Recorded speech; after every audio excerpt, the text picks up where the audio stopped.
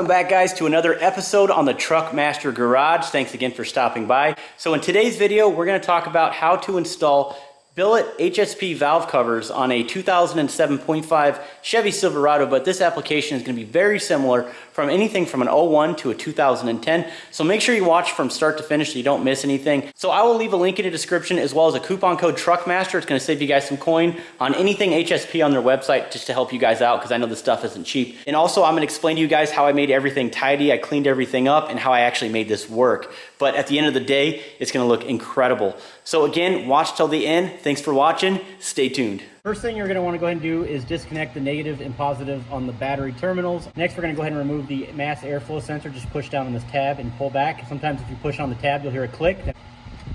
So just kind of work on getting all these removed here. Little pocket screwdrivers will work perfect for you guys when you're doing these jobs. It's magnetic, and it'll also help you get to the small little clips. I'll leave a link in the description. It's on my website, so if you want to support the channel, definitely pick up one of these awesome little screwdrivers.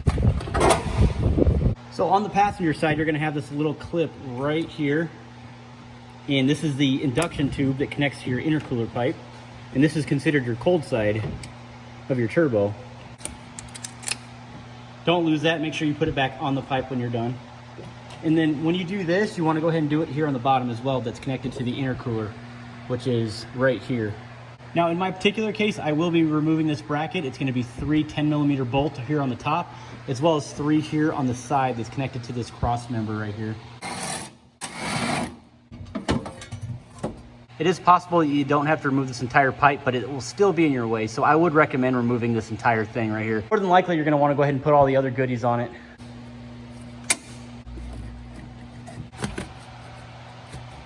Now that we have that freed up, we're going to go ahead and remove this pipe. So first thing you're going to want to go ahead and do is remove these little T-Torx bit bolts here.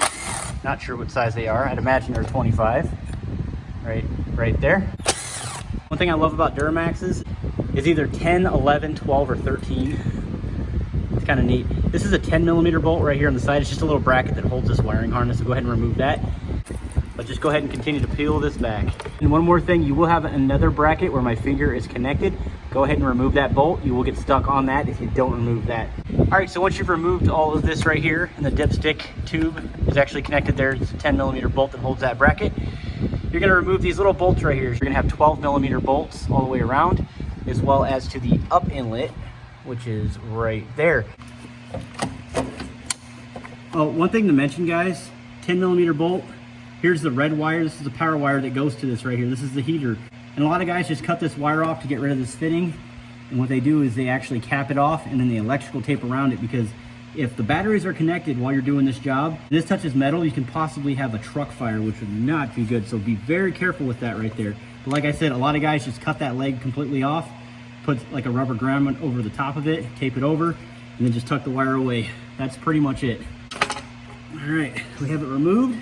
This one's pretty straightforward. We're going to remove the turbo mouthpiece, and that's connected directly to your turbo right here on the compressor side. And you're going to have this crankcase ventilation tube. This ventilation tube is bolted to these valve covers right here. That's actually a 10mm bolt. Okay, so let me back it out. Kind of hard to tell. It's the pipe that goes right here, and it follows along this right here, and it goes to the other side. And then move this out of the way right here. And there is the bolt right there, 10mm. You can get to it with an open-ended wrench.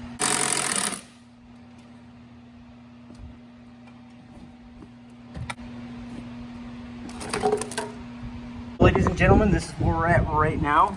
You have your fuel filter, which we're going to be removing, but not to confuse you guys, when we jump back into this YouTube video, this turbo will be replaced with a Ryan's Diesel Service 64mm performance turbo. And we're also going to have a new YBridge. Just look at that. That is nasty. That's what your truck looks like, by the way, if you don't delete that EGR. That is sick. Now, all that's going right into your intercooler. It's just not a good thing, man. Removed all 4 injector harnesses on the injectors, as well as the fuel return line.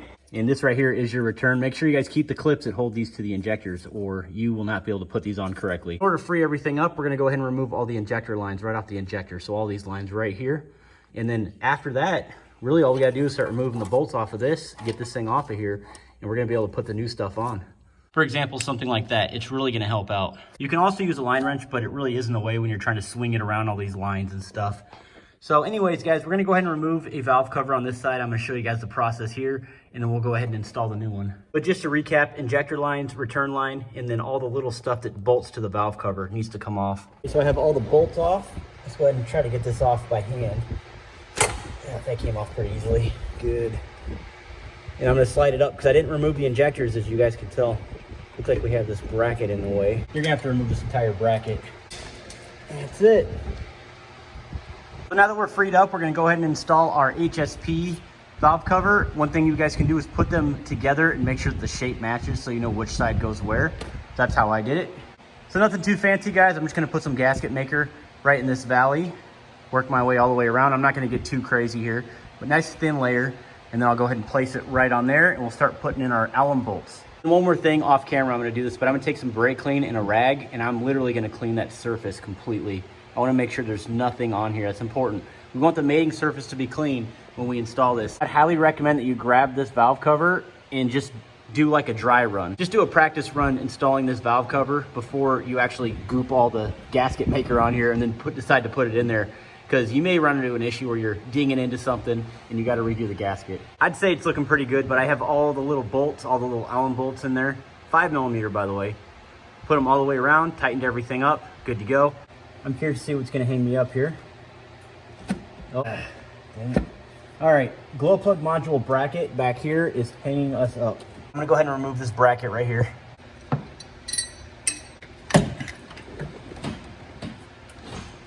Like I was saying, guys, just take a rag and some brake clean and just clean the surface right here. See all this crud that just comes right off of it. You want to make sure this is nice and clean.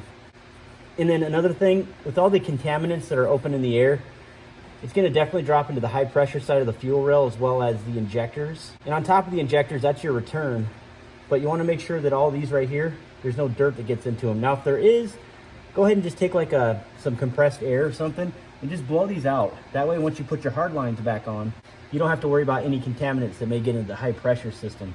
And just do a dry run, see how this is actually going to fit. I'm probably going to put my finger inside of this hole right here when I install it, something like that. That way I'm not touching the actual RTV.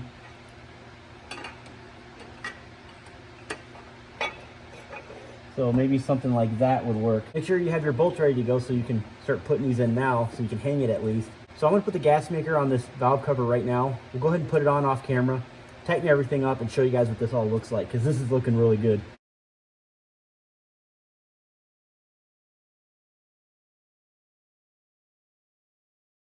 So once you have everything tightened, you're going to install this fitting right here that comes with the HSP valve cover kit.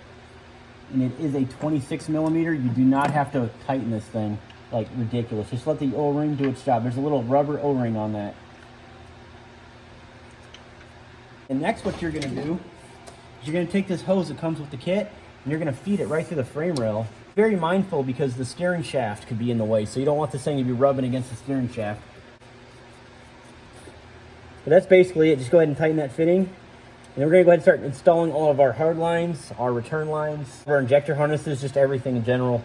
And we'll go ahead and get back with you guys. Check it out. We are completely done. It is the absolute wow factor. It looks amazing. So what I ended up doing is I went ahead and just reloomed all this wiring right here, as you can see. So it looks nice and tidy and clean.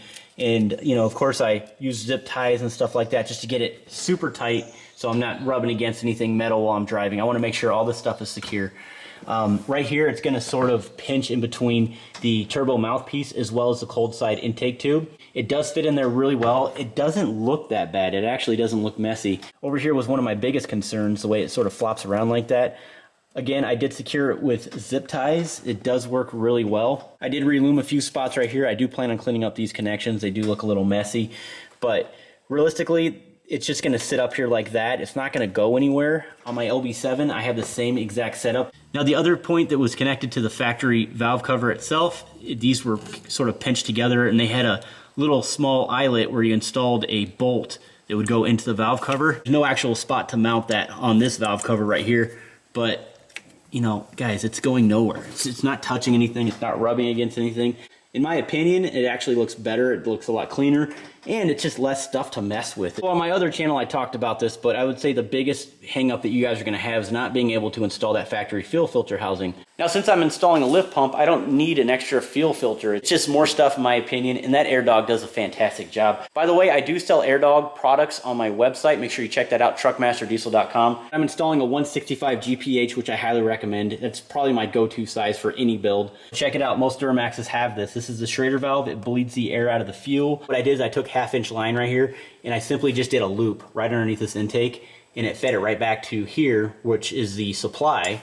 And I just put clamps on each side. So what I ended up doing is I simply just bypassed the fuel filter housing completely. It definitely cleans up the engine bay. It looks a lot nicer, especially when this hood's popped. I know you guys can't really see the valve covers very well, but in person, man, you can see them.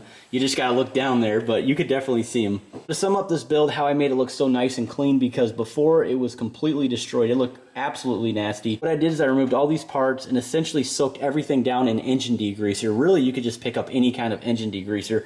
I used 2 cans and I let it sit for about 2 days. And once I did that, I pushed the truck outside and then I power washed the entire engine bay so it looked super nice. And then once it dried, I dried everything up with compressed air as well as rags, and I let it sit for another couple days, let it dry completely.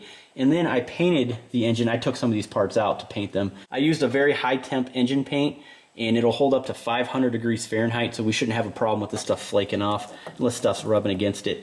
But yeah, I'm curious to see how long that holds up. I'm sort of going back to my old school ways when I first started my other YouTube channel on how to install things, sort of a no-nonsense, up in front, close and personal, showing you exactly how to do everything, just to help you guys out, and I really appreciate all your support.